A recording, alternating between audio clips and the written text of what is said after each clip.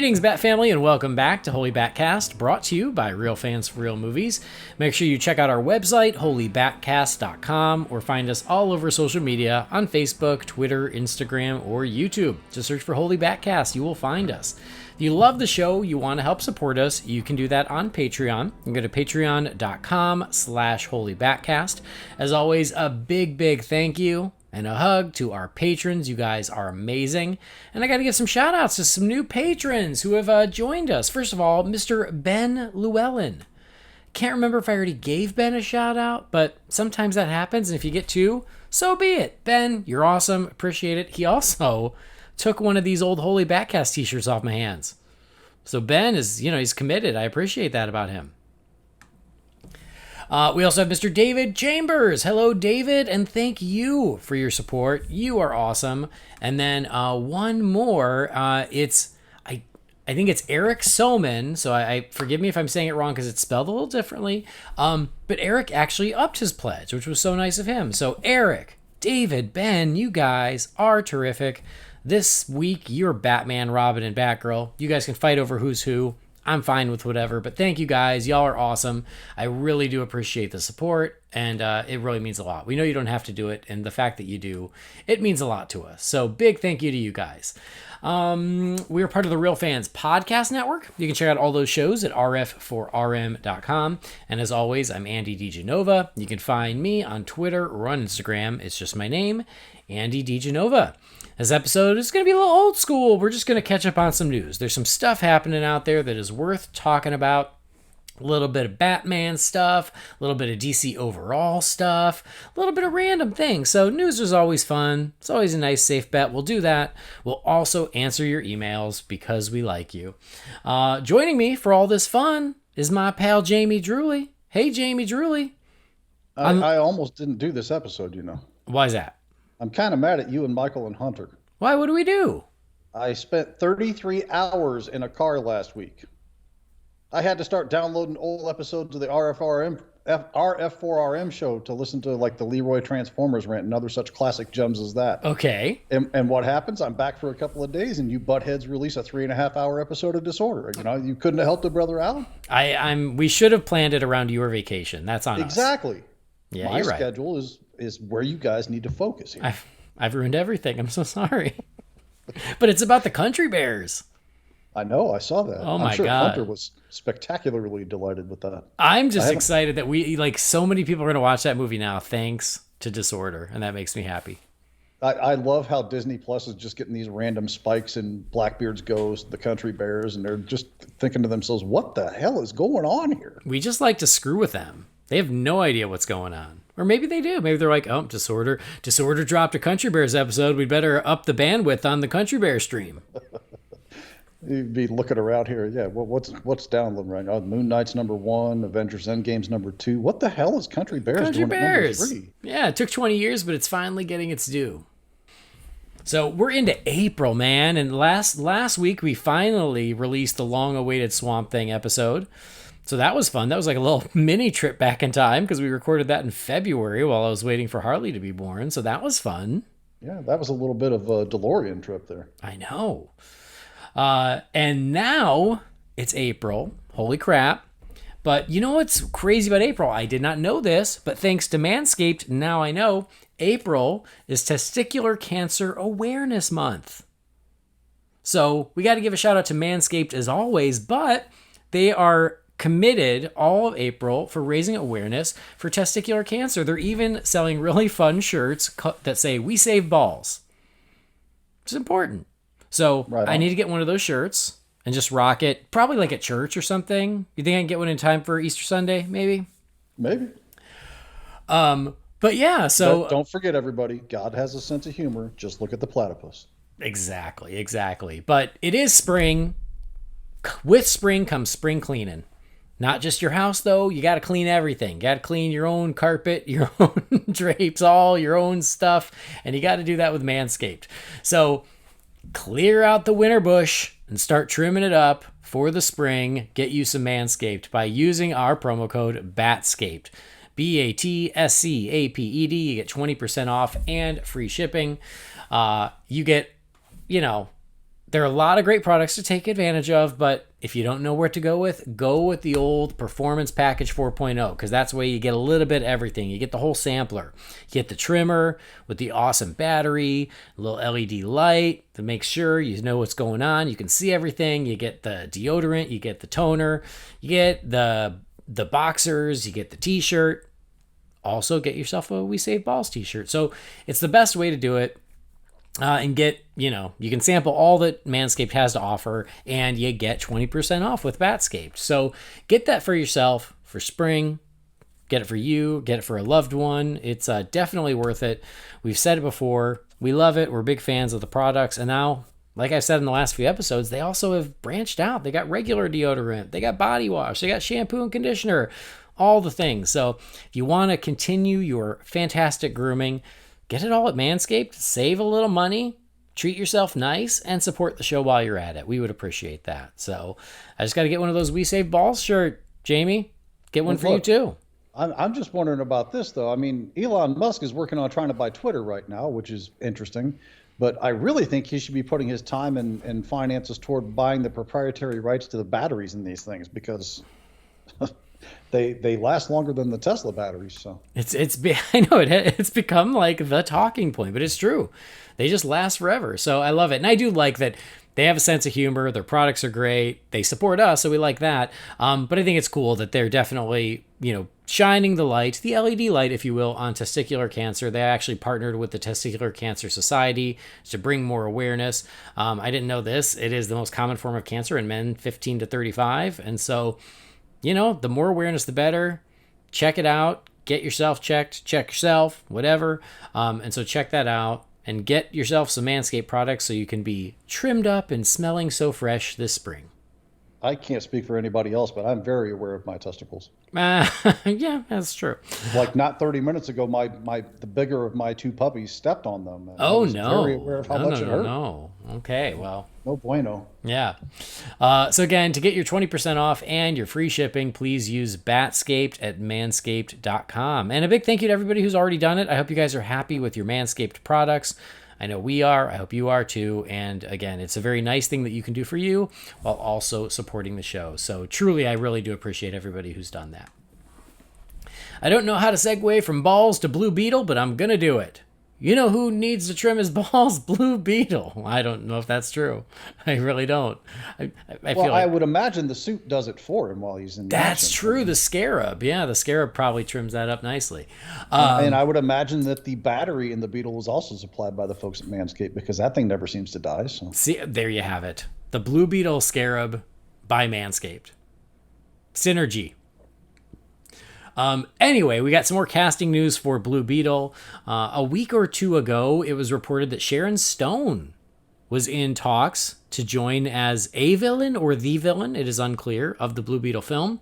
And we all joked a little bit about her role in Catwoman and her coming back to the DC fold. Turns out they didn't strike a deal, and so that role is now being filled by Susan Sarandon. She's going to be playing Victoria Cord. And it does seem like it is a villainous role. And it also is not a character from the comics, but there's some speculation that it could be a version of Jarvis Cord, who is Ted Kord's uncle in the comics. So they might have made Jarvis an aunt and made it Victoria Cord. But regardless, what do you think about Susan Sarandon joining Blue Beetle? I would rather it be Sharon Stone, because I'm not much of a Susan Sarandon fan. However, she is in one of my more recent favorite Christmas movies, and I thought she was hysterical in that. So I'm certainly willing to give it a chance. What was that? That was Bad Moms Christmas. I still need to see that. Dude, she plays Catherine Hahn's mother. Those two bouncing off of each other. It'll hurt your ribs. I'm warning you. Oh, I will do it. One of these days, I will do it. Christine Baranski as Mila Kunis's mother, and Cheryl Hines as God, I'm blanking here. Christine Applegate? No. I'm gonna kick myself. She's the one that everybody thought should play Harley Quinn.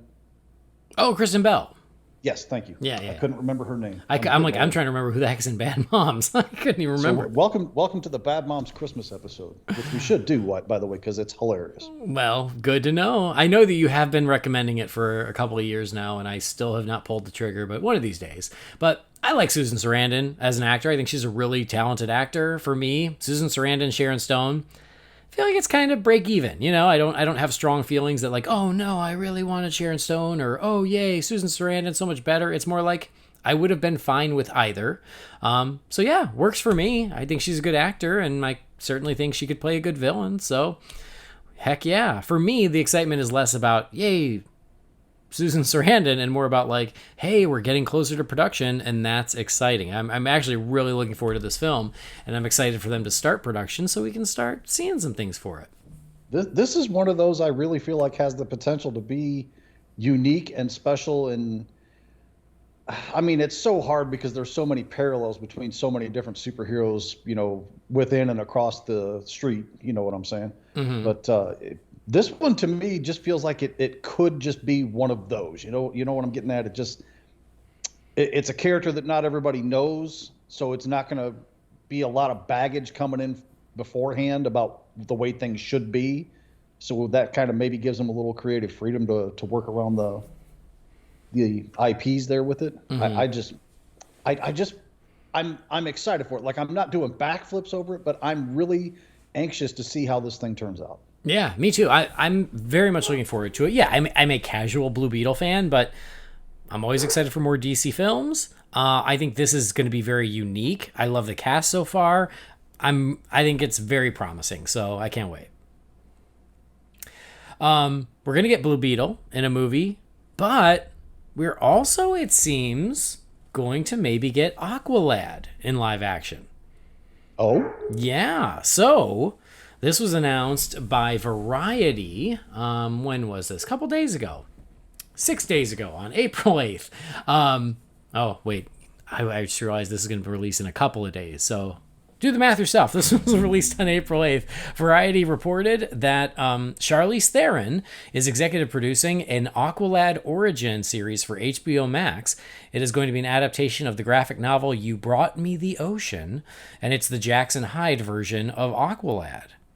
So not much else is known other than it's based on that. It's a 1-hour dramedy. It's for HBO Max, and it's very early in development. So it's also one of those things where we could never hear about it ever again. But could be really exciting. I love this version of Aqualad. I love Jackson Hyde. In the comics, he's Jackson Hyde. In Young Justice, he's Calder. They're kind of one and the same, but I love the Calder version of Aqualad. So I am really excited about this. I hope it will be tied into the film franchise in one way or another, but it's very promising as far as I'm concerned. How do you feel about this? I'm certainly interested in that.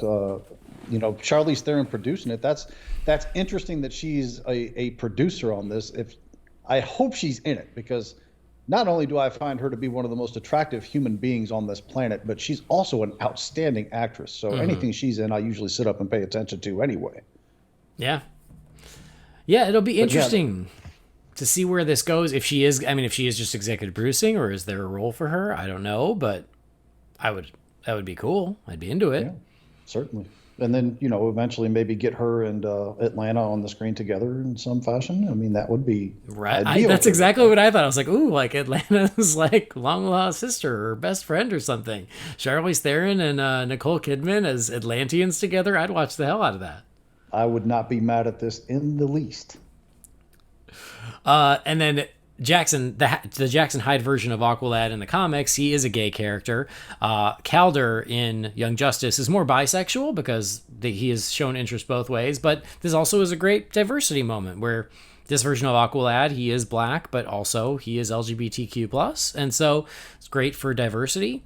And then when this came out, I immediately saw rumors of, he's also going to appear in Aquaman and the Lost Kingdom.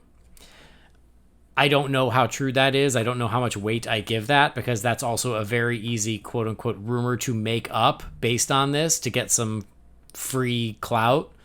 So that's one of those where, like, I hope that's true, but I'm also taking it with a grain of salt because it could have just been some site or some person trying to piggyback off of this actual news to try and get traffic for themselves.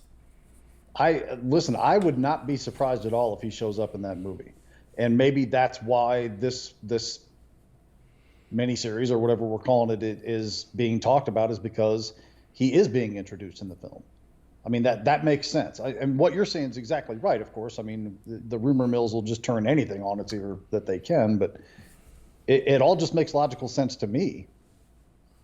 And it does. And also just knowing James Wan, think about how much of Aquaman's world was fit into that first film.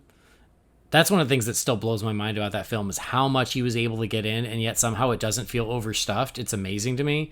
And so I'm sure he wants to expand the cast of characters. I'm sure there will be some Aqualad. I don't know if they'll jump over Garth and do Calder, or maybe both. Who knows? There are different ways they could go, but I agree with you. I could see it happening, and I am all for it, especially if that then sort of spins off into this HBO Max series. Definitely. So I think that's really exciting news. I love Aquaman's world anyway. I love the character of Aqualad, so I think this is really cool. I agree. Awesome. Well, it's coming to HBO Max. You know what else is coming to HBO Max very soon? Everything. Well, sure. I was thinking of the Batman. Well, that too. I mean, I guess, I don't know why we talk about that on a Batman podcast, but okay, let's. So the Batman is now, oh my God, 4 days away from hitting HBO Max. That's crazy. So it'll be on HBO Max on April 18th, and it will also be available digitally on April 18th. But then it doesn't come to Blu-ray until June. That's curious. Yeah. Isn't that weird? Yes. That seems like a huge gap to me. Where the heck is it? It was sometime in June, but I'm looking for the date. Oh, June 13th. Doesn't come to physical media till June 13th. So I guess, again, maybe that's just a way to continue to drive more people to HBO Max. I know I'm going to watch it on HBO Max. And then when it is released on Blu-ray, I don't buy physical discs as often these days. But for DC, I generally do. And for Batman, I always do. So I definitely want to get one. I don't know if you've seen the Steelbook that's all red with the question mark artwork and everything. It's actually really cool. So I'm hoping to get a copy of that, but if not, I'll just get the regular Blu-ray and still be plenty happy. Is it the Best Buy one? Because I've seen the Best Buy. Yeah. I really like that one. So I can wait until June for the disc as long as I can still watch it on HBO Max. Yeah, I mean, I'll be happy to watch it on HBO Max, and when the price becomes in the reasonable realm for me, which now for new releases is between the $10 and $13 mark, just depending on how much I like the movie. When this drops to $12.99, I'll be happy to buy it. But I don't know if you've noticed, but the Warner Brothers releases, most of the new release movies that come out now, it's like $20 to buy it and $5.99 to rent it. Or they also have like the premium format rentals that come out either the same day or real close to the theatrical release that are like $20 rentals. Mm-hmm. Well, the Warner Brothers movies, and Dune was the first one I noticed this on because I love that movie so much I wanted to buy it as soon as I could. It's $30 to purchase and $25 to rent it. Really? And it's like that for a good 30 to 45 days. Huh. I did not notice that because it was on HBO Max, so I haven't even really looked. Well, I'm content watching things on HBO Max. I have no thing against that, but movies I really like, I want to own in some fashion or another. So yeah, of course. So, well, like the Matrix right now is in that price category. I think they just dropped that to they do this thing where they drop the price down to like $14.99 on special. And then they spike it back up to $19.99. Yeah. And again, I kind of wait for I just bought Scream the other day for $12.99, and I bought Antlers for $9.99. I don't have any problem with new releases paying those numbers, but for some reason, I just have this real bad problem paying $20 for a movie now. Because no, I feel the same way. I generally wait. It has to be something like I can't wait. Because even Scream was $12.99. I'm like, I can wait until it's 10. Yeah, 30 days from now, it'll be $10. Yeah. But my family all wanted to see it, and, paying $13 as opposed to $60 to go see it in the theater. I mean, that comes out all right, Yeah. So, nope, I get it. But it's a Batman movie. This is one I will buy physically. I'll just pay for it. It's all good. But I just realized again, I'm still talking in the present tense. So I'm like, oh yeah, 4 days from now. Actually, when you're listening to this, it'll be like today that it's out. Because I release new episodes. I release episodes Sunday night. So yeah, Monday is when it premieres. So happy Easter, everybody. Happy Easter. And you know, like 75% of our listeners are already camped out in front of Best Buy and Target waiting to get their copies. Probably. But that's not till June. So they got a minute. I said what I said. Okay. So, yes, when you're listening to this, you're probably hours away from watching this on HBO Max, or it's already happened. Because in order to get an episode recorded Easter week, we had to do it a few days early. So just, that's just the way it is. But I also wanted to give a quick update on the Batman's box office, since it's going to be coming home very, very soon. On our last real episode was when we talked about the box office of the Batman. The first thing I got to do is apologize, because I got something wrong. Now? What did we do wrong now? I did it wrong. I take all the blame myself.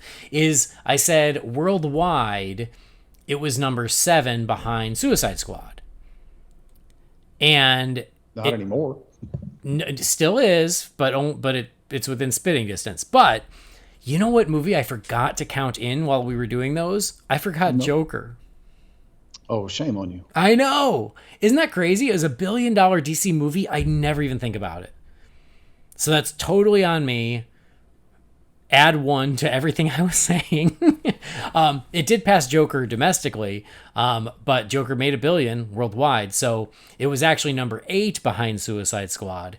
And to the point I think you were about to make is it will pass Suicide Squad. On that episode we said does it have enough to get past it? Maybe, we'll see. Suicide Squad did 745 worldwide. Right now, as of this recording, the Batman's at 737 worldwide. So it is just, what is that, $7.5 million? I was gonna say about $8 million bucks. Yeah. $7.5 million away from passing Suicide Squad. So it will, and it will be the number 7. I still don't necessarily see it passing Wonder Woman, which was 812, if I remember correctly. I don't necessarily seeing it go that far, but it's going to pass Suicide Squad. It will be number 7. So right now, as of this recording domestically, the Batman has at $360 million in North America, $377 million internationally, for a total right now of $737 million. No, and I've $737,820,000 million. No, you know what I'm saying. Oh my God. I get you. I'm with you.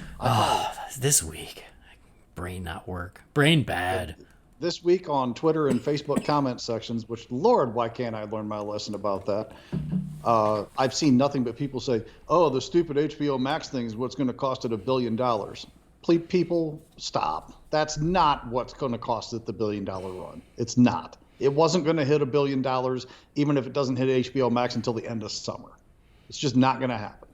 Yeah. And, there's factors out there that contribute to that. But listen, I'm not saying that the movie doesn't deserve $1 billion. I'm just saying, in the day and age we're at, to have that kind of money on this movie, trust me when I tell you Warner Brothers is more than pleased with these results. More than pleased. Oh, yeah, absolutely. And, what cost it its $1 billion, and we talked about it last time. China. The fact that it couldn't have a real run in China, that's really it. And the fact that it's done as much as it has, still with a version of the pandemic in effect, with China having most of their theaters closed, is a freaking accomplishment, and it's a huge success. And that's probably why it's sort of neck and neck with that Suicide Squad run, because Suicide Squad never got a China release. Yeah, true. So, there you go. The Batman coming home, but still very successful in theaters, and more to come, I am sure. But DC overall is in a state of flux. And this is something... Constant flux. Well, I mean, always.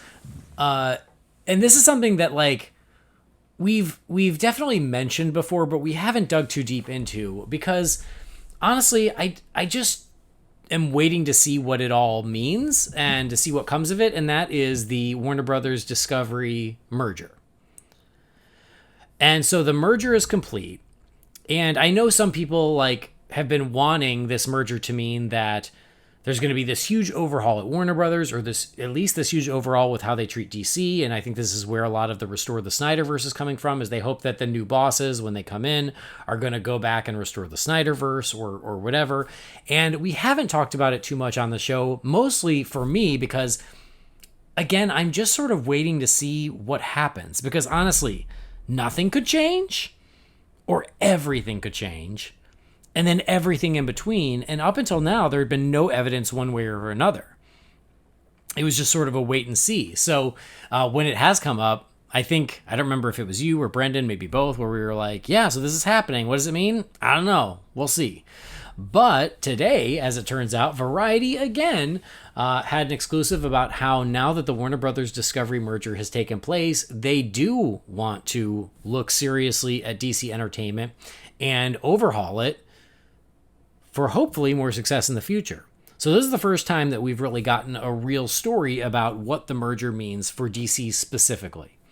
So they just closed the merger, and so David Zaslav, who's the CEO of now the company, has apparently been digging into DC and trying to find a way to strategize and make it more successful.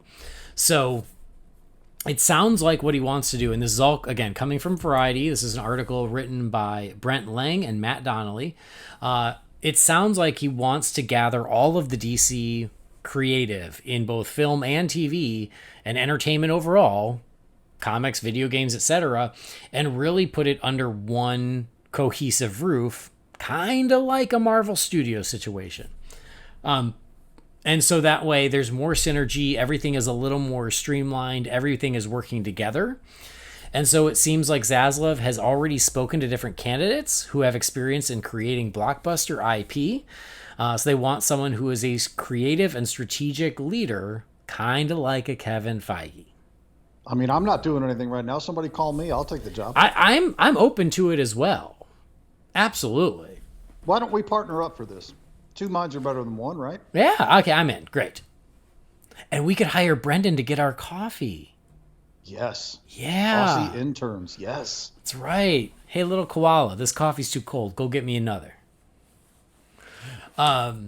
Anyway, so it sounds like Zaslav is less interested in a creative guru and more about someone who has a strong business background to keep all of these different parts of DC working together. So there were also some other interesting things in here. They said that it lacks coherent creative and brand strategy. That I think is fair. That makes sense. And I think that is where a lot of the perception of DC doesn't have a plan. I think, again, DC doesn't have a plan is overstating it. I think that's a bit of an exaggeration, but I think that this is where that comes from, is the fact that there are a lot of DC projects always happening, but they don't all seem to be coming from the same place or working in tandem. And so I do think that that's why DC's brand is a little diluted compared to Marvel. Also, they said that several top-notch characters like Superman have been left to language and need to be revitalized. So for everybody who's like, how is it that we don't have a Superman movie in development? I mean, I guess we have, in theory, we have two that are in some sort of development, but I think that's interesting. And then they also said that projects like Joker are a shining example how second build characters from the DC library can be exploited. Another example given is Harley Quinn. So Walter Hamada is still is still in charge of DC Films. His contract is till the end of 2023, and so he also seems like he will be part of this. And then what else? It says Zaslav has pledged to find $3 billion in synergies in this merged company, a signal of how important cost cutting will be to Warner's new owners. I wasn't real clear on what exactly that meant. Are you clear on that point? $3 billion in synergies. That is a really weird phrasing, but it sounds to me like they think there will be a lot of savings by getting all of the DC creative under one roof. Okay. $3 billion feels like a lot, but okay. But anyway, so very interesting. Again, this is the first time where it's really shown how Zaslav does want to dig into DC specifically. It was unclear how much he wanted to rejigger Warner Brothers, and then by extension DC, but it does sound like he wants to get DC into its own functioning entity that maybe is a step away from being under the Warner Brothers umbrella and becomes its own thing. So this is very interesting. What are your thoughts, Jamie? I don't know if your head went where mine did, but as I was reading that article, the light bulb went on over my head of, I wonder if this is why The Flash got delayed again. Oh, it's not what I thought, but interesting. I mean, they gave it a pretty healthy delay. If they want to, stretch it out a little bit because they have some preliminary plans that they want to work into this for whatever the future holds for this particular branch of this, Warner Discovery thing. Mm-hmm. I'm not saying that is the reason, but that's immediately where my head went. Yeah. As far as getting everything under, one roof, it only makes sense to me. Why this hasn't been done until now really has always kind of baffled me, but they do things their own way. They're paid millions of dollars a year and I'm not, and they don't ask me for my opinions, even though they should. I don't want to lose.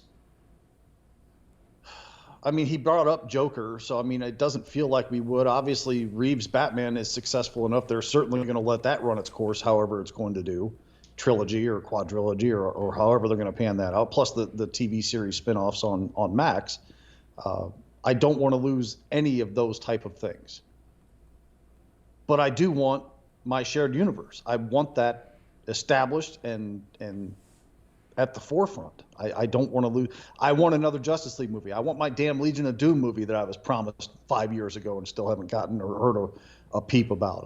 I want all of that stuff too. I'm greedy. I want my cake and eat it too here. Mm-hmm. And this sounds to me, you talk about Snyderverse or whatever else. If that stuff happens, great. I welcome it with open arms. But I have to believe new ownership, new regime, everything else leads me to believe probably at the very least you're going to get a soft reboot again, if not a full-blown, all right, this stuff is all done what it's going to do and we're just going to start over with new Batman, new Wonder Woman, new Superman, blah blah blah. But that's just is. I don't think they're not going to throw away the things that are working, so I don't think it's going to be quite that extreme.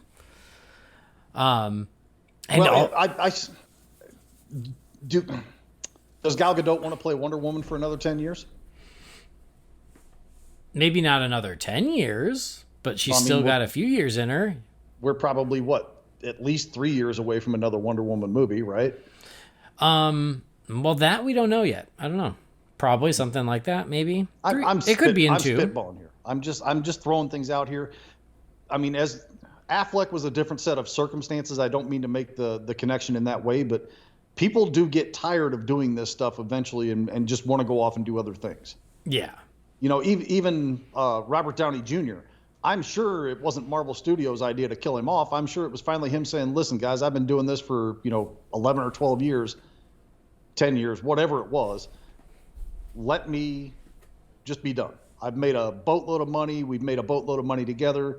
Let me just go off and do what I want to do from here on out, and we can walk away amicably. I feel like every actor at some point is going to be in that circumstance, other than maybe Momoa, because that dude just feels like he's having fun with the entire world doing the stuff he does. But I don't know, complete spitballing on my part. I feel like in the shared universe section, probably going to be a lot more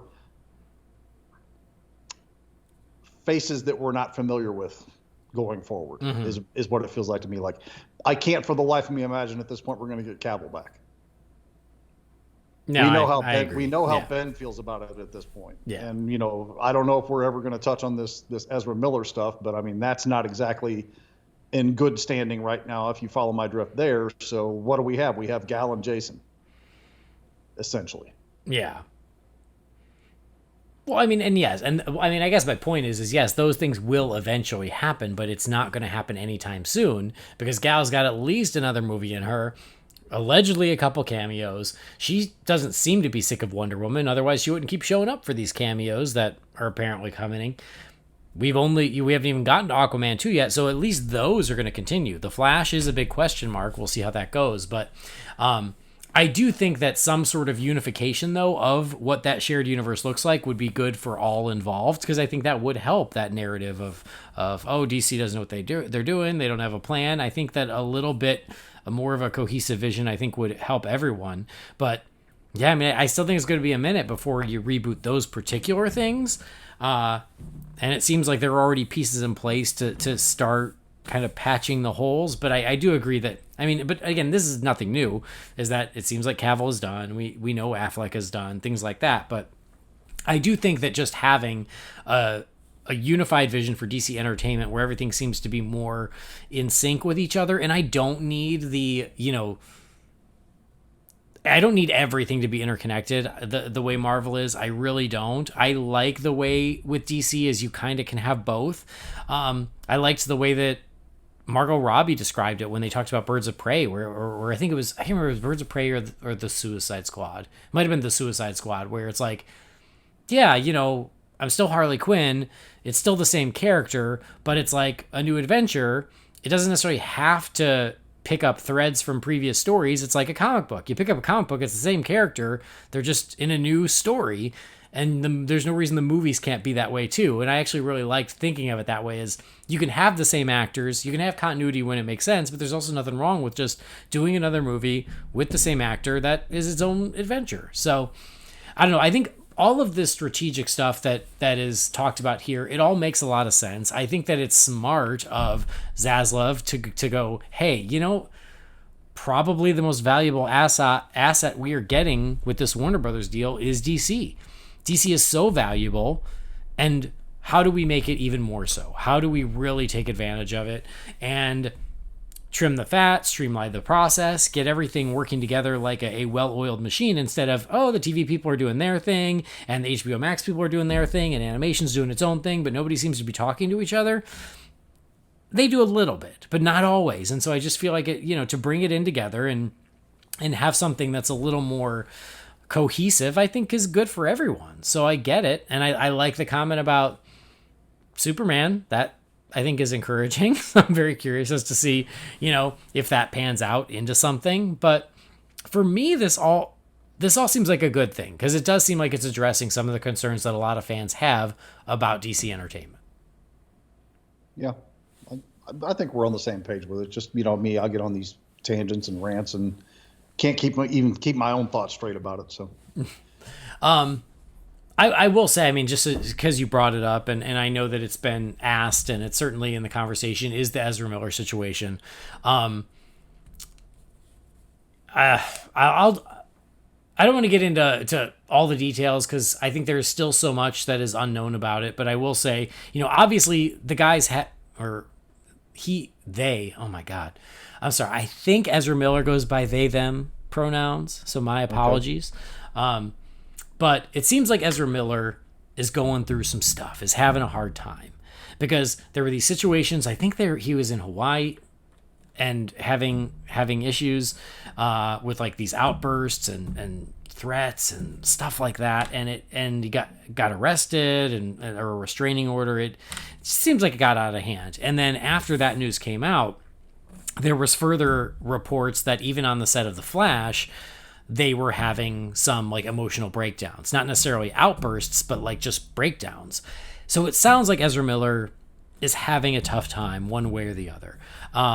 So a lot of this speculation or conjecture around what's going on with Ezra Miller, it feels a little ghoulish to me. Especially because Ezra Miller doesn't seem to have done anything like, I mean, I guess he reportedly broke into someone's house, so I guess that's not good. I don't know. I don't know. I guess what I'm saying is there seems to be more at play here other than Ezra Miller's a bad person. It seems like, and so I hope that whatever's going on with Ezra Miller, that they get the help they need and maybe take a break, recenter, and get the help they need. But I've seen a lot of people go, oh, this must be why they delayed The Flash. I don't think that's true. I think that The Flash got delayed before any of this happened. But apparently WB even had a meeting about Ezra Miller to talk about what that future looks like. And I guess at the end of the day, there's tons of time before The Flash comes out for Ezra Miller to go into therapy and do the Goodwill I'm Sorry tour and whatever. And I'm not too worried about The Flash. I'm more worried about Ezra Miller. I hope Ezra Miller gets the help that they need. And the movies will sort themselves out. That's kind of where I'm at. I mean, altogether, it's just movies. A person's life and mental well-being are far more important than a film. So I certainly echo the sentiment that Ezra's personal well-being should take precedence over us being disappointed about things getting moved or any issues like that. I mean, I don't know the situation. The fact that nothing specific has even been reported about it kind of makes me scratch my head. Like, I've even seen conflicting things that felt like it was more or less somebody assuming or hearsay or that sort of thing of what happened. Like, I think I read something about assault in a bar is why Ezra got arrested. I don't even know. I haven't like gone out of my way to search for articles on Google or anything, but like just the usual stuff that floats around Twitter and things that I'm reading. Usually specifics will come out if they're there, and I've just seen none. So. Yeah, and that's just it. It's very confusing as to what actually happened, and I mean, it certainly doesn't sound good. It does sound like Ezra needs some help, but it also is a little confusing. And again, some of the jump to, hey, recast the movie, but is the movie just going to get dumped and bring in Grant Gustin, all this stuff. Again, it just feels a little ghoulish to me. Yeah, I don't know. I don't know what to make of it. I think Ezra's a very, very talented actor. Mm-hmm. I've never seen a performance from him I didn't like. I mean, some of the character choices maybe were a little odd or different, but the performance itself has never disappointed me. Even going back to what's it called? Something We Need to Talk About Kevin or something like that. Was a movie he did years ago, and it's a disturbing film, but it's an excellent film. So yeah, I mean, all the talent in the world. But be it mental health, substance abuse issues, combination, I mean, any number of factors can make a person sort of not be who they should be, if that makes any sense. Yeah. So that's kind of where I stand on that. I'm less concerned about the movie. The movie, it is coming out. I still can't wait for it. I think it's going to be awesome. There are a bunch of rumors flying around about the movie because apparently it was test screened, but I'll tell you, I did not read them. So I stayed unspoiled on the rumors. So I can't speak to those, but I'm really excited about the movie. But all that aside, I hope that Ezra Miller gets the help they need for their own well-being, and that's more important. Agreed. But speaking of the Flash movie, which we will see someday. Check it. Something came out today that appears to be the first real photo of a costume test of Michael Keaton's Batsuit for the Flash. So this was making the rounds on Twitter, and it also appeared in Heroic Hollywood. What's funny is I haven't seen it get that much traction, but it certainly got sent to me by a couple folks. And I'm not too worried about spoilers because it's a Batsuit that is very reminiscent of the Burton Batsuits. I can't tell if it's Michael Keaton in the suit or if it is someone who looks like Michael Keaton or if it's Michael Keaton's face kind of photoshopped into the suit. Yeah, the picture itself is honestly kind of wonky. Yeah. And I sent it to you, but it was weird. I saw Paul Shirey retweet some account that I'd never seen before that had that photo in it. That's how I saw it. Yes. And I didn't see it from anybody else or anywhere else at the time. So I was half expecting to send it to you and you tell me, oh, that's not right, or wasn't the suit or anything else. But as I started looking at it, because if you just look at the suit at a glance, it really doesn't seem that much different than the Batman Returns outfit. Yeah. But once you stop and look at the gauntlets, the belt, I guess the boots, and maybe even, a tweak or two here and there are enough differences that make me believe that at least the look itself is probably legitimate, even if the photo is suspect. Yeah, the photo looks like it's been altered. And so that, but I agree with you. I think this is the suit? I do. Because it's pretty consistent with what we saw of the stunt suit, I think, from Batgirl. But it doesn't look like he's actually standing in front of a white background. It looks like he's been cut out and put on a white background. It looks like a picture you'd see on an Oreo package. Yeah. But again, if I zoom in on his face, it does look like his lips, but it's just a little off. There's just something a little off about it. But all that is to say, do I believe this is a suit? I do, because it looks, again, consistent with what we've seen so far. And as you said, it's very similar to the Batman Returns suit. It has the Batman Returns logo on the yellow oval. Rejoice. Welcome back, yellow oval. We love you. We miss you. The chest and the torso is very similar to Batman Returns, but it has some more details and some line work in it that, to me, almost reminds me of Batman Begins. Yeah. And then the belt. This is my one big nitpick. Is the belt is black as well, and I'm like, no, the belt needs to be gold to break up the black. It's still a pretty cool belt, but I just feel like, no, you need to make it gold. But then the rest of it, yeah, it looks very much like the suit that would have evolved after Batman 89 and Batman Returns. This feels like the next step in how that suit would evolve. It's very similar to those, but it does look like it has been enhanced. It has changed over the years. And so I think they found a very nice balance of being like, yeah, this is what Keaton's Batman would look like, but we can't just have him wear the same suit he wore 30 years ago. And so they made some upgrades and some changes. So overall, I think it looks pretty badass. I just would make the belt gold, but other than that, I think it looks pretty great. What about you? I think it looks good enough. The gold belt thing, I get what you're saying. As far as like an aesthetic choice, I would prefer it to be gold. But if we're talking about practicality and how Batman would view it, yeah, he probably wants it to blend in with the rest of the costume. And, you know, if we want to go down the route of the yellow oval having an armor plate underneath it or whatnot, then, you know, you want the fire to be drawn there, not toward the waist area. So I don't know how much practicality I want in another Batman. I think we've had more than our share of practicality in the Batman we just got. So I think I'm with you. I think I'd prefer it to be a gold, yellow, whatever. Mm-hmm. Yeah. But again, that's a pretty minor nitpick because otherwise I'm really digging the suit and I'm just happy about the yellow oval. If I got to give up the gold belt for a yellow oval, I will happily make that trade. I like how the gauntlets look. Oh, I know. Yeah, gauntlets are great too. Cowl doesn't seem like it had much change to it. The cowl is very consistent, but I think that's smart, you know, because it had such an iconic shape. That's, you know, you want it to be instantly recognizable as Keaton's Batman. Yeah, I read, you know, because I'm an idiot, read some of the comments on the photos like, oh, God, it's 2022 and he still can't turn his head. I'm like, get over it. You get mad when somebody makes a cowl where he can turn his head, and now you're mad that they went back to a cowl where he can't turn his head. We don't know if he can't turn his head. Have we seen this movie? No, but you know how fandom works. There are some lines in his neck that maybe that means it's flexible and he could turn his head.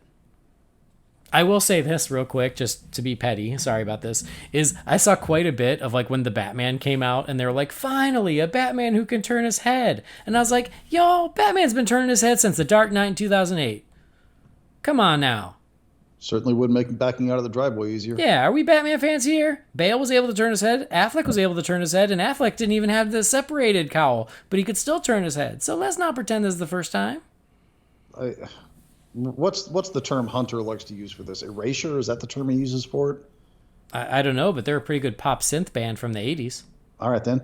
I think for some reason or another in the course of, I don't know, say the last 41 days or so, there's been a lot of Dark Knight trilogy erasure going on. People acting like it was never there, or that they just don't want to acknowledge that it was what it was as far as revolutionizing the comic book movie as we know it and the character as he's portrayed on screen and everything else. And it makes me sad. It does. It'll swing back around. It always does. I know. Just the fact that it is going through this. We talk about this so often, you know, in personal chats and group chats and you know, even on the show. I don't know why a new Batman has to automatically invalidate every Batman that came before it. It's infuriating. some people don't have a lot of room in their bat-loving heart for all, but I do. Yeah, I get it. I sure do. Well, Keaton will be back, and again, I think the suit looks great. I'm happy with it. I dig it. Bring it on. If only I could get a movie that has it in it. Yeah, well, good luck with that. Yeah. All righty. There you go. That's all the news that's fit to print. I think that's everything. Good? I'm sure we're missing something, but it must not be that important. Yeah, it'll come to us. That's fine. Because we have got emails. We always do. So let's do that. Let's check in with you, fine feathered finks, and crack open the Wayne Manor mailbox. It's time again for the Wayne Manor mailbox. You've got mail. What is a letter for me? Maybe temporary. She wrote a letter. You're one hell of a messenger. This is all, Master Wayne. Just in time for Easter. It's like an Easter egg hunt. All right. So the first message, it is from Ben Llewellyn, our new patron, because not only did he become a patron, but like in the little Patreon thing, he sent a little message asking a question. So I thought I'll just address it as if it's an email, just because it's easier. So here's what Ben says. I'm going to stop you right there, just because what? We so often, even though we think we're getting names right, or I never even try. I just excuse myself before I even try and pronounce something because I know I'm going to screw it up. But have you ever heard? I'm sure it's like LLEW. I can't even remember all the letters that are in it. Are we sure that I've heard that name pronounced Llewellyn and I've heard it pronounced Yelwellyn? You ever heard that variation? No, I have not. I had a guy scream. I used to work at the phone company on the customer contact center, which is, the place where you get your phone shut off for not paying your bill. And I had a guy call in from Wisconsin, and I called him Mr. Llewellyn, and that son of a gun screamed at me for mispronouncing his name because it was pronounced Yelwellyn. I was like, all right. Well, if I screwed up Ben's name, he can tell me, and I'll apologize for that too. All right, cool. Yep. Carry on. So here's what he says, guys. I got two questions. First of all, how did you and Jamie meet and become friends? So since you guys live so far apart. And also, what's the best way to listen to the show? For the longest time, I listened through Stitcher, but now I do it through YouTube. But if there's a way that shows more support, I'm sure that I and others would prefer to use that. Well, thanks, Ben. Thanks for even caring to ask that question. That's really nice. The last question, I don't think it matters, honestly. Listen however is most convenient to you, because I think in the end it all goes back. So few people listen on YouTube. Like it's almost pointless that I put it up there, but I do because it takes no work on my end. But yeah, honestly, I don't think it matters. I think listen however you want, and it's fine. For whatever it's worth, I listen to everything on Apple Podcasts. So do I. I'm just so used to that. I know so many people listen on Spotify now, though. I think even more so than Apple these days. But yeah, I don't think it matters. I think listen however is best. As for how did me and Jamie become friends? Once upon a time, I went and saw a movie called Captain America: The First Avenger. It's still one of my favorite superhero movies of all time, and I wrote an article about it, and it got published on the Den of Geek website. My guess is you could probably still Google it, and it would come up in the archives. Captain America: The First Avenger, Den of Geek, I bet it would pop up. And I wrote it, and I was very proud. I was like a published writer. And I think I shared it, or my buddy Paul Shirey shared it. It was Shirey, and he shared it with the Real Fans group, or he posted it in there, and it's foggy now because it's been 11 years, but I want to say I said something to the effect, "Oh, you need to get this guy in the group, Paul." Yes. So like he posted it or shared it just to be supportive, and I think I remember you commented that going, "Hey, this guy I think would fit in the Real Fans group." And so then you guys added me to the Real Fans group, and at first I didn't know what to do with it, so I did nothing. And then eventually I sort of started participating more and chatting more, and then we connected that way, and so we became friends in the Real Fans group, and then we started the podcast, and you were like, "Oh no, I don't do that. I don't talk." And eventually we got you on an episode, and then it became like a drug. If you remember, when the podcast started, I didn't have internet access at my house. That's why I could never do it at the beginning. No, I don't remember that at all. Oh yeah, I communicated with through the groups and everything with my computer at work.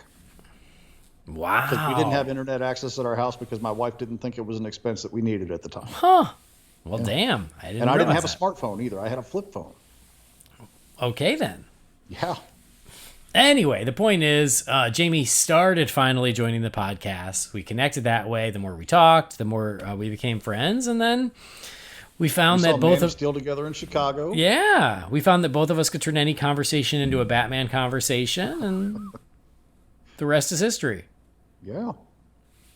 11 years, man. Jesus, we're old. I know.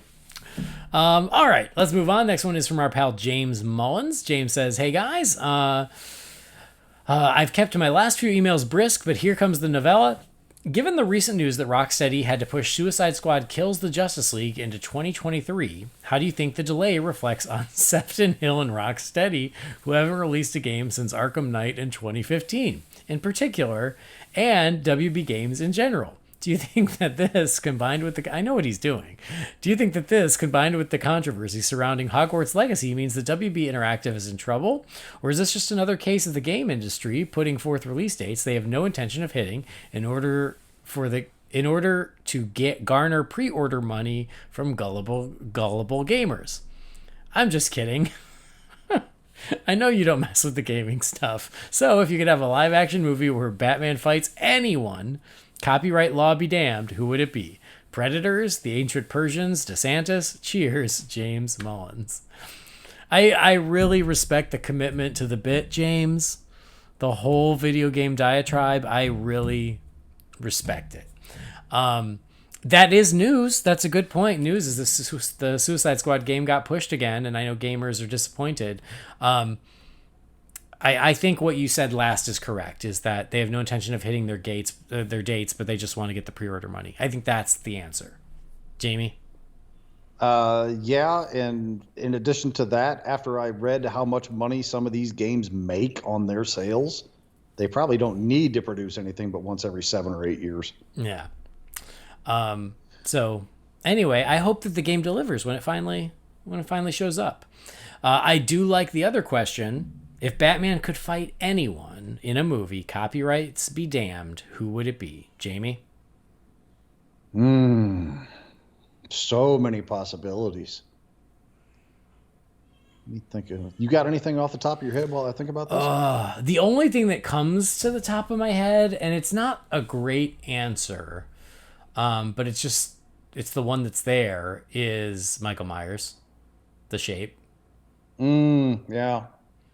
Yeah, didn't Julian do some comic book covers? Yeah, and that's probably why my brain went there, is because I think it's come up in the past, and Julian did a bunch of cool Batman / horror covers, and that was one of them.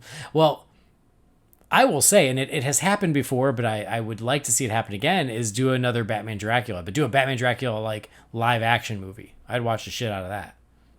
Take my money. I know that I don't have my wallet on me right now, or I'd throw it at you. They've crossed over before, but no, live action Batman versus Dracula, I'd watch that.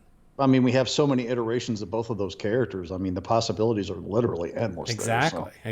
And maybe I'm just in a spooky mood because we're halfway to Halloween. But why stop at Michael Myers though? Why not Batman teaming up with people who are just one example, Batman and Swamp Thing teaming up to fight, I don't know, Jason Voorhees. I would also watch the hell out of that. Because what's funny is I was like, do I want Michael Myers or do I want Jason? Because Michael Myers is better, but Jason is like more of a juggernaut. Yeah. Michael Myers is sneakier. Jason is more like brute power. So I almost feel like it'd be a better fight with Jason. Dude, in the 6-issue limited series of Batman versus Michael Myers, one issue is just them playing hide and seek and neither one of them can find each other. Yeah. How great would that be? I would still buy the shit out of it. Yeah. Here's one for you. Batman, choose the partner of whichever one you want to do. Somebody like Zatanna or something. I don't know. Against Scarecrow and Freddy Krueger. See? Yeah. I'd be down with that. Yeah. See, we can do all kinds of cool stuff in this world. Mm-hmm. Heck yeah. Trying to think of who else Batman could fight. I'm trying to think non-horror because, again, for some reason my brain is just in the horror zone. So that's all I'm thinking of. I totally get it. How about Pennywise? He beats the shit out of the Joker. Now he's got to beat the shit out of Pennywise. Why is it always got to be clowns? Yeah, just got a history of clowns dressed as freaks. I'm trying to think of like martial arts things. Like I don't want like Batman versus Bruce Lee or something like that, but some kind of a martial arts thing, because Batman is obviously a very proficient martial artist. So I'm trying to figure out a way to incorporate that into the idea. Yeah. I mean, I guess you could do like Jackie Chan or something like that. I don't know. It just a way to do it where it doesn't feel like a cheap gimmick. I'm not creative enough to come up with the right idea. I just know I want something in that realm, Right. No, I get what you're going for. But yeah, I can't think of exactly what it would be. I still haven't watched Soul of the Dragon yet, but I'm wondering if maybe that doesn't have some of the scratching I need for that itch. Mm-hmm. I should check that out. Well, here's a comic book one. I could see this working, and it probably has happened in comics, and I just don't know it. Batman versus Spawn. Yeah, that has happened. I'm sure it has, but yeah, I've never read it. There were 2 books of it, because was it Miller and McFarlane that did those respectively? Because there was one that was done by DC that was Batman and Spawn, and then there was another one done by Image that was Spawn Batman. And I'm pretty sure War Devil was the name of it. Oh, okay. I'm foggy on that because it's been like 30 years, but yeah. Well, here's a very random one, but I think it would be really cool. What if Batman got stranded on Jurassic Park? I'm surprised that wasn't your first answer. Now that you said it. I know, but just give me a minute and I get there. Oh! Batman and the Transformers. Shit, yeah. Throw me in that mix. All right. Cool. But not the Bay Transformers. I'm talking G1 Marvel Comics miniseries Transformers comics, or the original G1 animated show. That Transformers world. Yeah. I have the answer, by the way. Uh-huh. Batman versus Dorothy Zbornak. It's the one time Batman would lose, because one glare from Dorothy and you're toast. Yeah. I feel like getting Damien in the room with her would be interesting. She would whip him into shape so fast. All right. Thanks, James. Good question. All right. Next question. Who is this from? Michael? I think. It says, do you ever think the reason we never had a Tim Drake in the animated universe would be because they never had a movie acknowledging the death of Jason Todd? I know we got the Death in the Family. I'm still figuring out my feelings on if I actually liked the Choose Your Own Adventure version. And long before that, we got Under the Red Hood, but we never saw the in-between of Bruce's trauma for failing to save Jason. Seems like a legitimate version of A Death in the Family and Lonely Place of Dying would be 2 no-brainers for some Batman animated movies. Thoughts? Also, I'm starting a deep dive rewatch of Batman the Animated Series, and I'd like to use your reviews as a companion to this undertaking. I understand I'll have to go back to the old episodes and just cut to those sections where you give your reviews. That being said, is there a recommended way of going about efficiently pinpointing those sections of the episodes? Because if I can be anything, it's best to be efficient. Lastly, if I could put in a vote for the next animated series, I'm with Brendan on The Batman. It's a great version of a new take on the character and his rogues. Even if you don't end up liking it, and it winds up being a drag, you can follow it up with The Brave and the Bold, which I've come to realize everyone can get behind. Wow, this one's long. Apologies. Thanks for continuing to fuel the Batmobile to our hearts. Michael Labasco. All right, Michael. First of all, I totally agree with you about, it shocks me that we have not gotten a Death in the Family, Lonely Place of Dying animated 2-parter or something like that. Like, that does feel like a huge missed opportunity, and that would be awesome. So, yes. Because, yeah, the Death in the Family thing was, like, kind of fun, but, like, I don't know. Like, I would have rather just seen it as a movie, than what they did. I still haven't watched that. Yeah, it's okay, but it's weird. I haven't heard anybody say enough glaring positive about it for me to care. Yeah. I think is the problem. Yeah. And then as for the old reviews, you have to check like the episode notes, but each episode that has a review, it says, oh, we also reviewed this episode of Batman the Animated Series. And it's usually at the end of the episode. So I'd say, fast forward to the final 15 minutes or so, and maybe that'll help. But much like now, it wasn't every single episode. So you just gotta read the notes. I'm sorry. I wish I could be more helpful. We had some big gaps with that one. We had some did. big gaps with Beyond also. But. Right. And then thanks for your vote with Brendan on the Batman. We'll see how it goes. Personally, I'm hoping for Brave and the Bold or 66, but that's just me.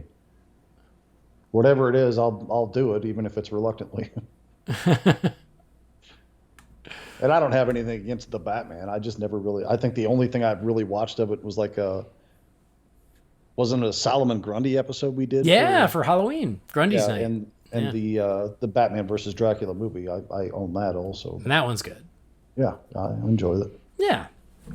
And just to address the thing with Drake kind of not ever showing up in the animated films, I got to tell you the reason for that. Sad but true, harsh reality. Drake was more or less forgotten about in the comic books, and Damian was kind of on the upswing while those movies were in production. So that's probably why they just skipped right over Tim. They were just doing what the comics did, more or less. Mm-hmm. Yeah, nope, that's true. Tim Drake, went through a big batch of just getting no respect. It's not too late, though. I think they should do Death in the Family, A Lonely Place of Dying, and then do Robin Joker's Wild as an animated movie. How fun would that be? I'd watch that. That'd be so fun. I haven't read that in forever. I know, me either, but I have good memories. All right, next message here is from Will Gibson. It says, hey guys, I'm a long-time listener, first-time emailer. I always like when we get those. That's nice. So regarding the Batman Riddler Arkham scene, this is about in the Batman, obviously. While it is written to make us and Bruce think that the Riddler knows that Bruce is Batman, and then it flips it to show that that's not the case, do you think there's any chance that he does in fact know and is just keeping it to himself to use his leverage against Batman in the future? Maybe I'm reading too much into it, but I find it hard to believe that such a smart character would repeatedly say Bruce's name while staring at Batman, and yet the thought of them being the same person never crosses his mind. Just curious as to what you guys think. Thanks for your time and all the best to you guys. And here's hoping that Andy and Brendan don't have to wait until Harley and Henry inevitably get married to finally meet in person. Kind regards, Will Gibson. Thank you, Will. That will be it. We'll just be the two fathers of the bride and groom, and we'll finally get to hang out. It'll be worth it. It'll be a long time coming. And as a compromise, the wedding has to be in Iceland or something. Sure, why not? As inconvenient for both of us as possible. Exactly. Yep. As for your thoughts on the Riddler scene, do I think that the Riddler knows? I do not. I think that that is not the intent of the scene. Could they retcon it in a future film where they go, oh, he really did know? Yes. And would it be pretty easy to buy? Yes. But as it is written and shown, I don't believe that's what's happening. I think that it's just the misdirect for us to then, come back and go, oh, actually, he doesn't know. But yeah, could they decide later? Sure, he knew. And I think everyone would go, okay, sure, why not? What do you think, Jamie? For my money, I think it would be more interesting if he, A, never found out, or B, didn't find out until the next movie or the third movie or whatever. Yeah. But currently, no, I do not believe the character is aware of Batman and Bruce Wayne being one and the same. Right. All right, next message is from Ricky. It says, hey guys, I'm a big fan of the pod. I just recently started listening to you guys, and I've really gotten deep into Batman lately. I went back all the way to 2015 when you guys made the 39th episode of the podcast. That was the Batman Villain Tournament. Now it's been nearly 7 years. I was wondering if you guys were considering maybe doing something like that again. I'm seriously loving the content. I'll listen to anything you guys talk about. Keep up the good work. Love, Ricky. Thanks, Ricky. Nice to meet you. Thanks for the email. Jamie's still bitter about the Batman Villain Tournament.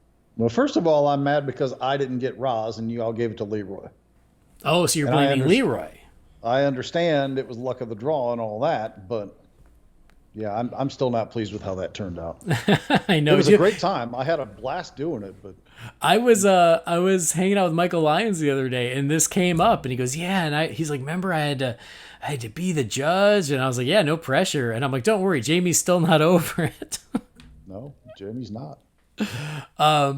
But we talked about doing something like this, like a bracket type situation with Batman, and Brendan's, he's pitched it a couple times on the show, and our pal Phil Durasmo even said, "Oh, like I'll help you guys put it together." So yes, we might do something like that again. I just don't know what the topic is. I don't think there's anything as clean as villains to do. So we've got to figure out what exactly it would be about, but we would love to do something like that again. I think it would be really fun. Was it Brendan that suggested the idea of like Bat family members or something? Yeah. Okay. Which could that work, feels like but the next logical one, but at the same time, I don't know. Well, and Brendan wants to do something that's like a draft of like different elements of different Bat movies.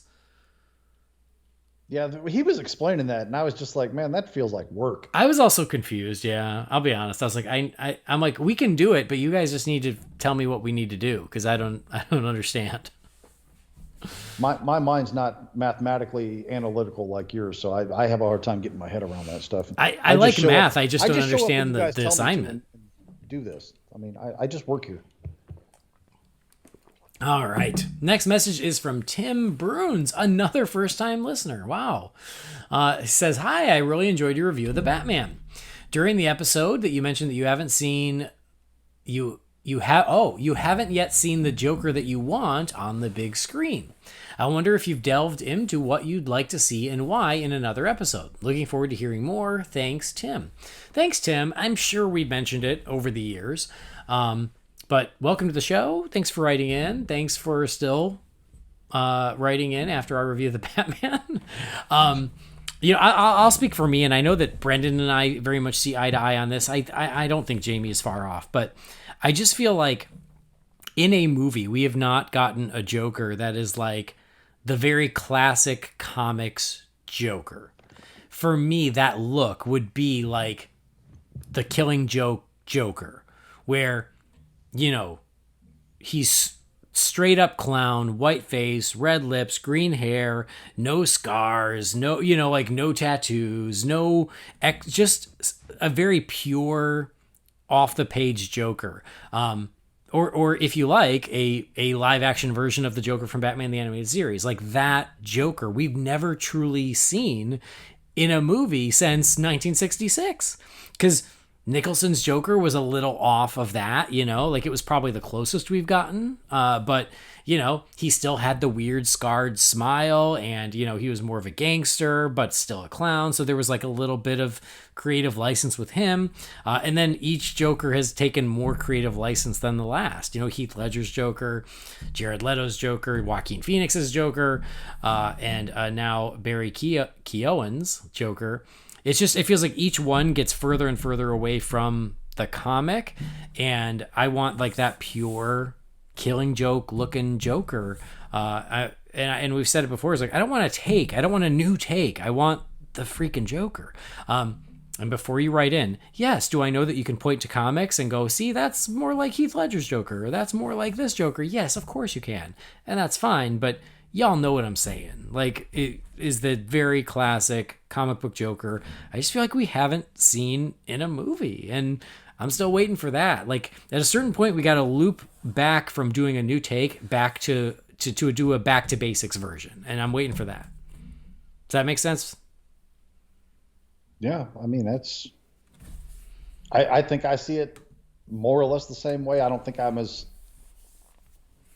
worked up or sensitive about it as you and Brendan are, but I get your point, and I'd certainly welcome it. But I mean, I think with the movies, it's the same way in the comic books. Everybody wants to put their own twist or take on the Joker in the comic books, and the Dark Knight Returns Joker is familiar but different. The the Joker who cut his face off in the New 52 was cuckoo, and the Lee Bermejo Joker and Grant Morrison's Joker from Arkham Asylum. Just everybody wants to do their own take on him in the comics. As it's just like the movies. It's just comics. You have 6 congruent Batman titles running at the same time, so you can literally have 6 different Jokers show up in there. That's why Jeff Johns had fun with that whole 3 Jokers storyline that took 7 years to write or whatever it was. Yeah.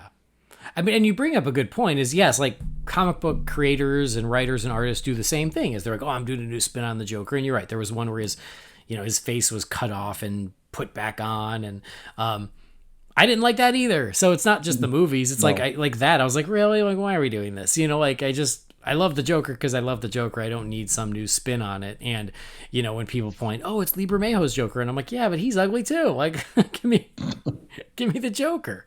So it's not just movies where I have my preferences. It's any version where I'm like, I certainly have the version I like. And it's just crazy that with this many live action Jokers that we've gotten, mostly in movies, but even in TV and stuff, like the fact that like doing a very classic comic book Joker seems to still evade us. That's weird. Or even aesthetically speaking, Batman. Yeah. How long have we been banging the drum for black armor is wonderful, but how about a blue and gray costume, Yeah. We may never see it in our lifetime, but I sure would like to. Yep. All right, I hope that makes sense. Next message, it is from Phil Derasmo. Look at that. Philzy! Hey, say his name and he'll appear. It says, gents, since it's now official that Discovery has purchased WB, do you see any changes to the DC universe? Some people are already out the door, and with some recent controversy about one of their stars, do you think the DCEU will be reset even further than expected after The Flash? After the Flash movie, they can do whatever they want, or even introduce a new Barry Allen, or even going further, Wally or Jay. I know it's all speculation, but maybe, just maybe, Discovery taking over will bring a semblance of order to the DCEU, HBO Max, series and films, and even ensure the animated features are on track and true to the comics. Also, I just have to say, and Andy already knows I think this, or he should, but the show is a bright spot in a fandom that generally is angry about everything. The RF for RM crew inspired me when I was on your shows regularly, and Andy's positivity inspired me to make my show where we ask if sequels, remakes, reboots, or requels ruined our childhoods. We look at films' flaws and what we would want to have seen or done differently, but spoiler alert, nothing will ever ruin our childhoods because we should all be grateful we're continuing to get content of any kind.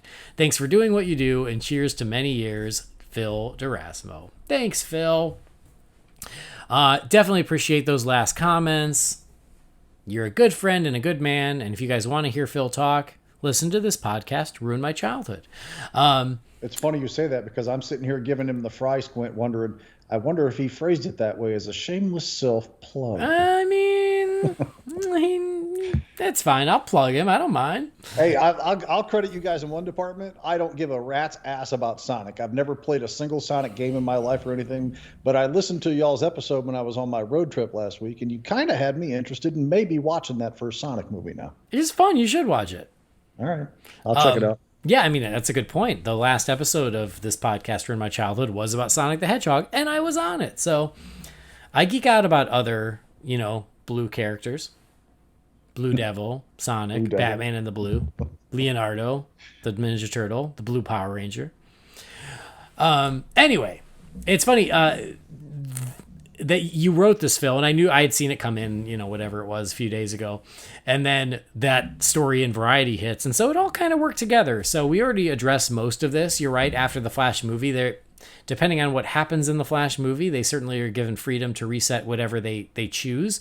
But Phil's comment here about, what does he say? Some spectrum of order or some semblance of order to the DCEU is, I think, exactly the reputation that they're fighting against. And hopefully this reorg, if that's what happens, is going to help with that. Because that it does tend to be the perception about DC Entertainment. And if this reorg can help with that, I'm all for it. But yeah, it seems like you waited just a few days and then we had some sort of answer that it does seem like there's going to be some rejiggering around DC, and hopefully that will mean good things.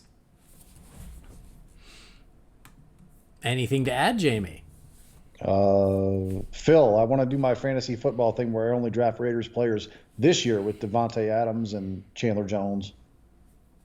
So, call me. We'll work that out. Okay. All right, next message is from Todd Johnson. It says, "Hey guys, I'm looking forward to the Penguin series on HBO Max, but I also thought he might be the big bad for the sequel. Now I'm worried that the series might mean less Penguin in the movies. What do you think? Love the show, boys." Thanks, Todd. Jamie, what do you think? Are you worried that the HBO Max series about the Penguin will mean less of him in the films? I anticipate him being, at least for the next movie, still kind of like that supporting character like he was in the first one, but maybe ascended to a higher place in the underworld of Gotham, if you will. And then possibly him becoming big enough where he becomes the big bad for the third. Whether or not there's any legitimacy or anything to that, I don't know, but that's kind of where I'm feeling. I don't think that the show will necessarily mean less of him than what we would have already gotten, but I don't think we're going to get a lot more of him in the next movie. And I'm not even sure about, the third movie, but that's just kind of where I feel like it could go. Okay.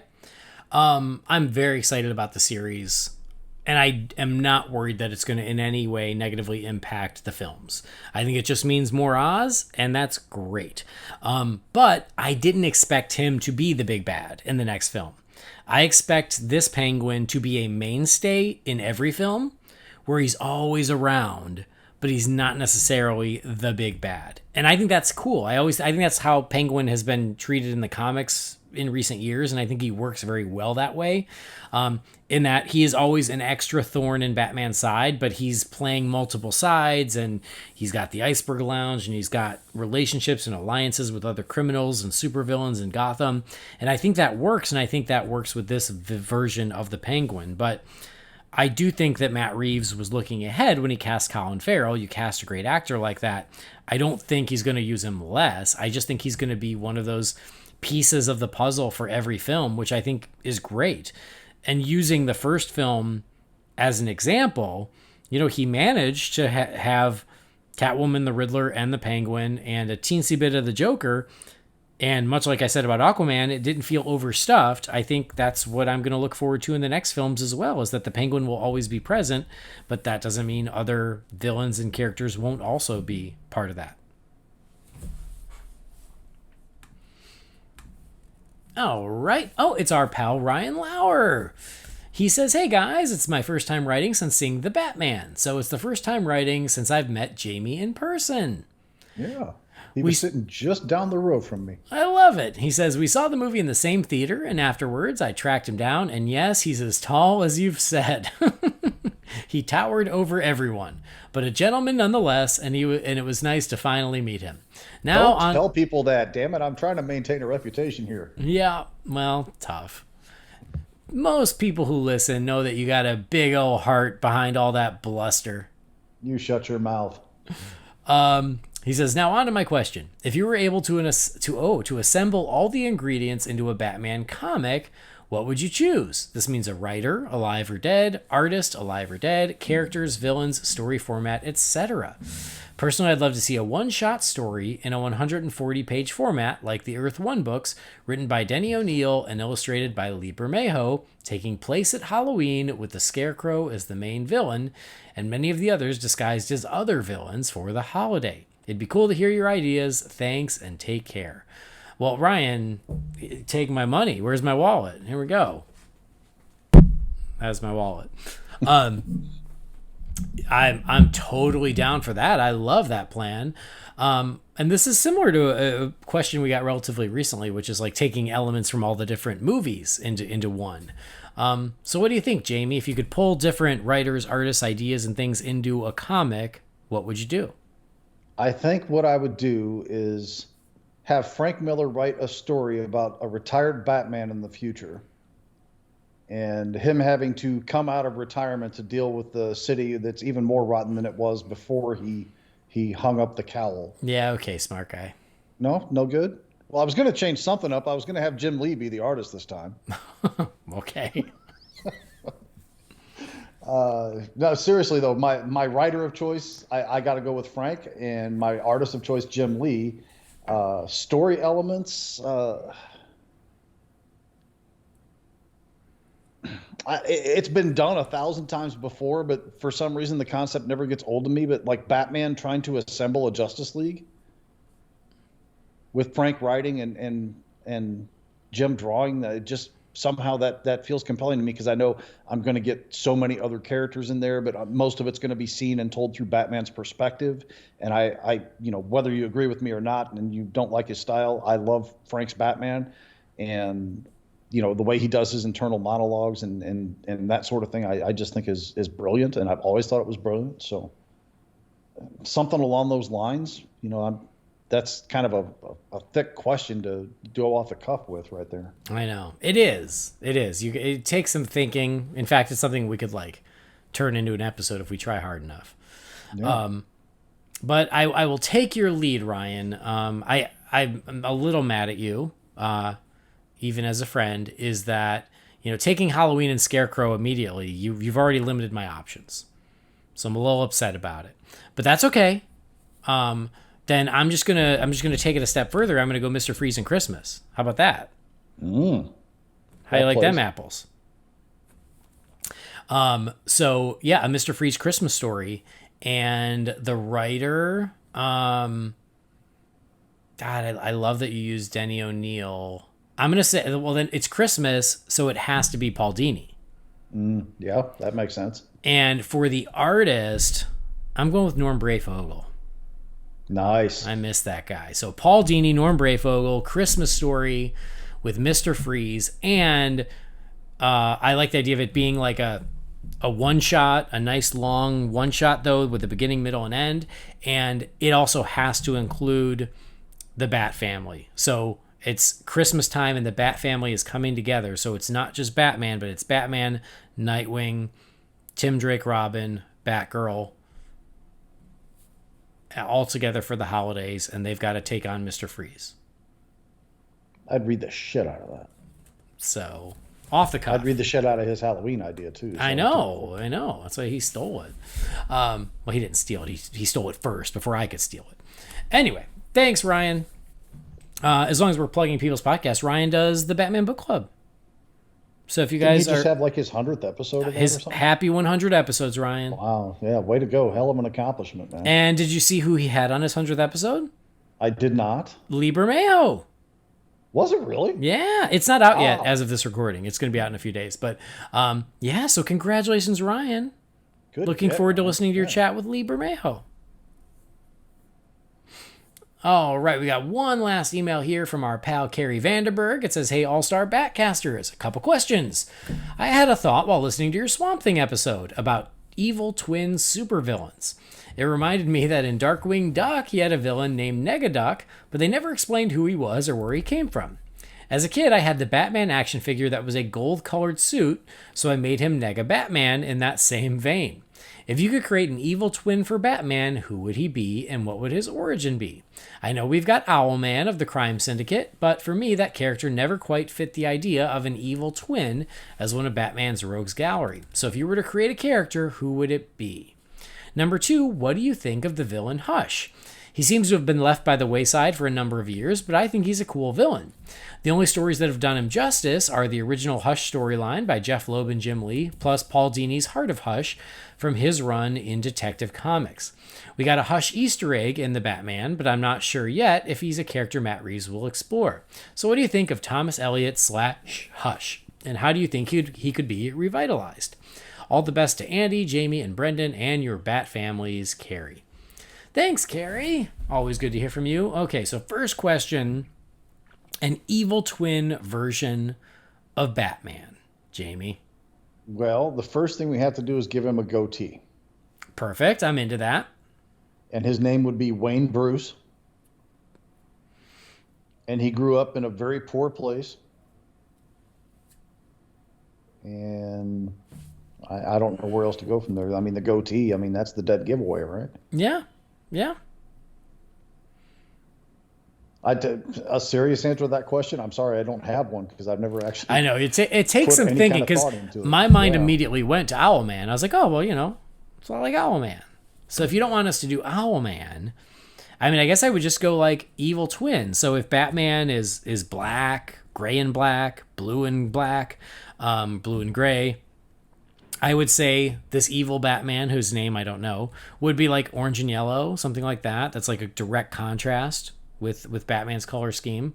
And I feel like he's like a Punisher, you know, where he uses nothing but guns and he's just like a complete murderer. But I just feel like over the years we've had different variations on evil Batmen, you know. I mean, the Thomas Wayne kind of came to mind when you said the whole Punisher thing. Exactly. Me too. Yeah. So I'm kind of thinking like that. But I even think about like Asbats from Nightfall. Yeah. Is sort of an evil Batman, right? Like, you know, he takes things too far and everything. So, yeah, I mean, that's kind of where my mind goes off the top of my head, but it's all still sort of, you know, it's similar to things that we have seen in the past because a lot of people have tried to do this. But, yeah, I like the idea of orange Batman with a lot of guns. And, yeah. I'm trying to think of, like, would he still just be a bat? Probably. But... Well, I'm trying to think if there's another animal besides an owl that is like a mortal enemy to the bat. I know, right? Right? Like, and I can't. I mean, bats eat mosquitoes, so it could be Mosquito Man. That doesn't feel particularly threatening. No. It feels annoying. I mean, there's Mosquitor from He-Man. Oh, good call. Yeah. Wow. That was a blast from the past. But yeah, I'm like, if it's not a bat and it's not an owl, I don't know what it is.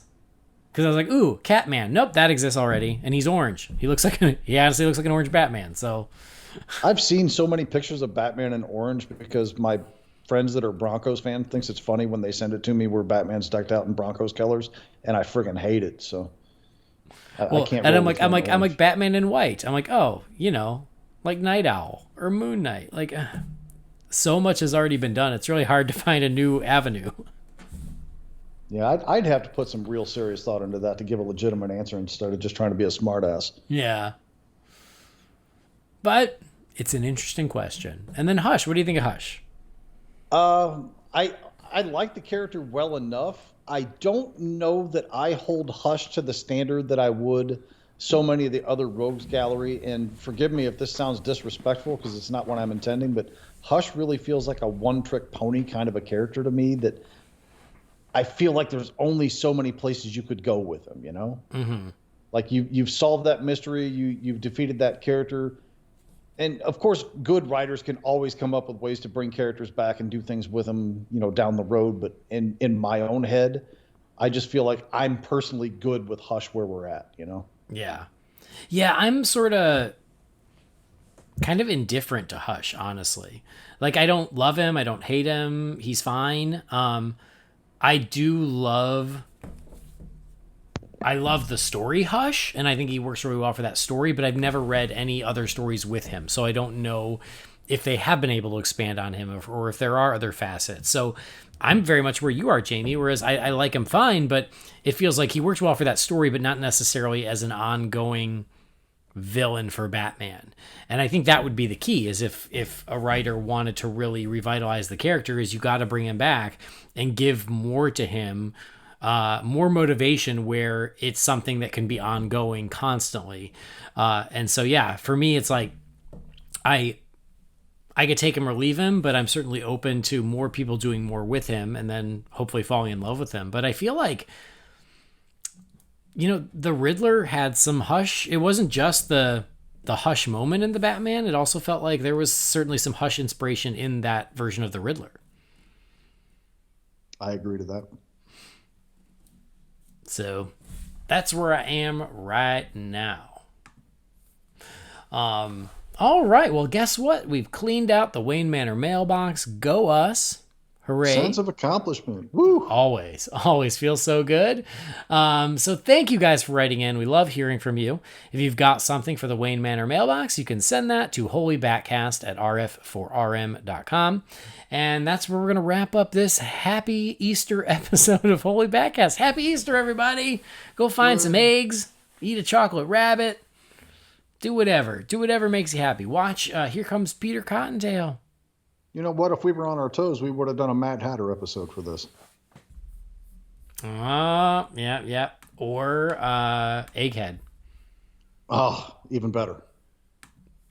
Celebration There's of always egghead. next year. Yeah, There's always next year. time. But Jamie, thanks for making it happen. Happy Easter to you and the Drooly clan. I'm glad you guys had a fun trip.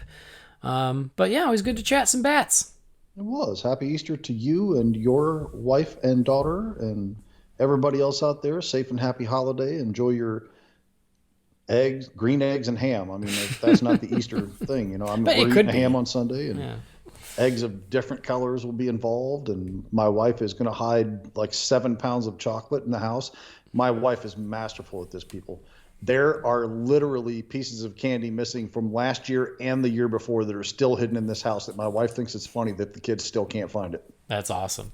Yeah, she loves doing that. Matter of we have my cousin comes in and helps out, you know, transporting kids and stuff like that.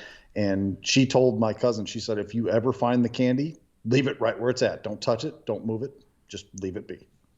So that's our Easter tradition. Saturday night, the kids will go to bed. My wife and I will hide chocolate everywhere in the house, and the kids will spend hours looking for it, and they'll finally just get frustrated and give up. Okay. It'll be great. Nice. Well, it's Harley's first Easter, and guess what? She don't give a shit. No. Well, she probably only will give a shit. So exactly. It's like, it's kind of sad where I'm like, yay, it's your first Easter, but she's still just like, I just want a bottle. I don't care about anything else. She'll be a little bit more cognitive by Halloween. Don't worry. Good. I'm excited about that. Anyway, tell everybody where they can find you. You can find me on Twitter at BatRaider3960. And if you want to give me a follow on Letterboxd, you can just search my name, Jamie Drooly, and I'm on there rating movies like everybody else on Letterboxd. So, yeah.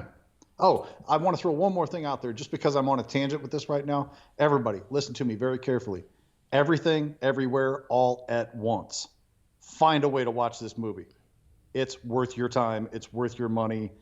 It's going to take something spectacular to get over the top of this for best movie of the year. I'm just going to say it right now. I will. As soon as it comes home, I'm gonna. All right, then. And thanks for mentioning Letterboxd. I'm also on Letterboxd, just like everything else. It's just my name, Andy DiGenova. So I'm very boring when it comes to things like that as far as my handles, but that way it's easier to find me. So yeah, Letterboxd. Thanks, Hunter and Preston. Anyway, royalties. I'm telling you, Letterboxd owes them royalties for this stuff. It does. Anyway, I told you where else to find me. That's fine, but thanks for joining us. Thanks for downloading the show. Please do subscribe or follow the show wherever you get your podcasts. Please rate and review us on Apple Podcasts. And go to holybatcast.com or find Holy BatCast on Facebook, Twitter, Instagram, or YouTube. Just search for Holy BatCast. Again, if you've got something for the Wayne Manor mailbox, that email address is holybatcast@rf4rm.com. As always, a big old thank you to Gaurav Venkateswar. He created our theme music. His work can be found at gvtunes.com. And again, if you want to do something nice for yourself, buy yourself something nice and support us, you can do that at Manscaped. Go to manscaped.com, use the promo code BATSCAPED. That would mean a lot. But that'll do it. On behalf of Jamie, thanks for joining us. We'll see you next time. Same bat time, same bat channel. Holy BatCast is not affiliated with Warner Brothers or DC Entertainment. The views and opinions shared by the participants are theirs and theirs alone and do not represent the companies or organizations they happen to work for.